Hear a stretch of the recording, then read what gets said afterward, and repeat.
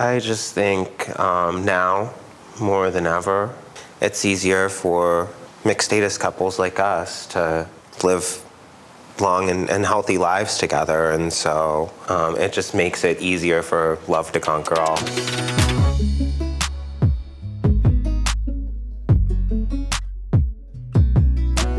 My name is Narang. I am 35 years old and I am HIV positive.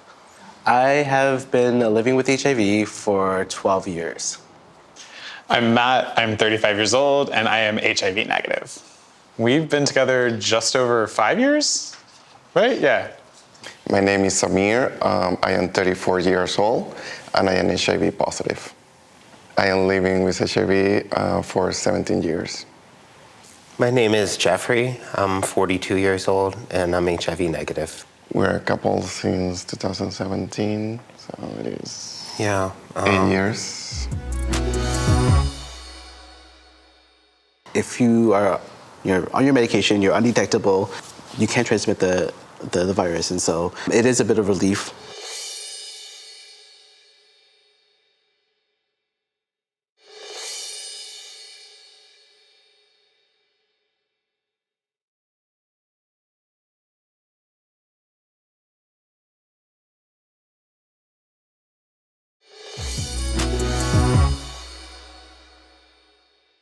I feel confident that I can have sex with you, unprotected sex, as my permanent partner. We don't have any risk of transmission of the HIV. So I had to look it up, and it was like undetectable equals untransmittable, and I was like, oh, interesting. I still didn't really understand what that meant. I still am in a little bit of disbelief. And I still want to be cautious, and I still want to be careful with people I engage with. So it's nice to actually hear myself say it, because I think that once I say it, that I believe it. If we put people on the spot where they have to talk about these things, maybe it becomes more clear to them. When you hear indetectable, hopefully people will get that in their minds, that means you can't get HIV from that person. Our first date was a date that I did not know was a date because I am completely oblivious. We went for boba. I think I was new to town and I found you on a dating app and thought you were a cool person. I disclosed my status on the very first few messages to you. Disclosing to a date or a hookup, easy for me. I would just be like, just so you know, I'm HIV positive. And I knew before I messaged you for the first time, because I think your handle or profile name at the time had pause in it. Yeah. You were very upfront about the fact that you're HIV positive. You talked about you equals you, the fact that you're undetectable. So after our first date, that day I disclosed to you. I was very scared about your reaction, but you was very nice, polite with me, and I identified that you are the correct person for me. I remember you were very nervous about it. I waited about a year before telling my parents. I wanted to wait to tell my parents because I was still trying to process myself what it means to be HIV positive. I was scared that they would not accept me. They were fine with it. My dad was just like, yeah, I know what that is. You're still my son. My mom, on the other hand, she broke down, and that was very hard to see because I've just never seen her like that. Most of my friends I worked with already, it wasn't as easy as I thought. I think it was hard because I didn't want to disappoint them, but they weren't. My friends weren't disappointed at all. A few of them cried. I think some were upset that I didn't tell them sooner. But yeah, they were really great.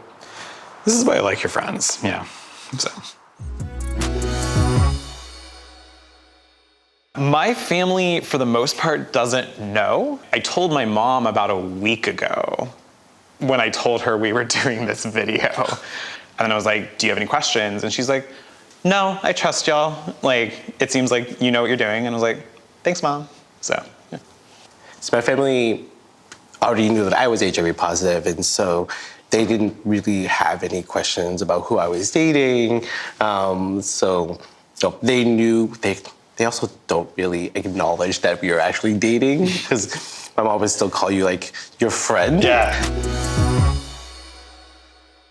I get that a lot about like, why are you on PrEP? You're in a relationship. And I was like, first of all, I'm in a relationship with somebody who's HIV positive, so it's a prevention method for the two of us. We're in an open relationship, so I do it for that reason as well. I think we both take it like at the same consistent time each day. So you take it with dinner, I take it when I wake up. So you had an instance where your viral load spiked and you were no longer undetectable. And when we kind of went through that scare, you said something to me like in the lead up to that has really stuck with me, and it's why I'm so diligent about taking my meds, which was that you felt I had placed the responsibility of keeping me negative on you. And you were angry and you were upset, and I knew it was because you were scared and the thing was kind of like re-traumatizing in a lot of ways. So I took that to heart. I don't want to put you in that position again of potentially passing HIV to me. The perception, if you're taking PrEP, is that, you know, you're probably partying a lot, having sex with a lot of people, maybe taking drugs, going to sex parties. Well, we particularly have alarm in our phones, and every night remind us, like, take this medication. So I have a sticky note on my computer that reminds me to take my meds, but I also remember to take my meds right after I have dinner, so. The reason good sex education helps is because it opens conversations about safer sex practices, about prevention methods, particularly when it comes from a place of not stigmatizing HIV status and other STDs, because then that increases the likelihood that someone will get tested as well, because it becomes like a routine part of sexual health. Sexual health is part of overall health.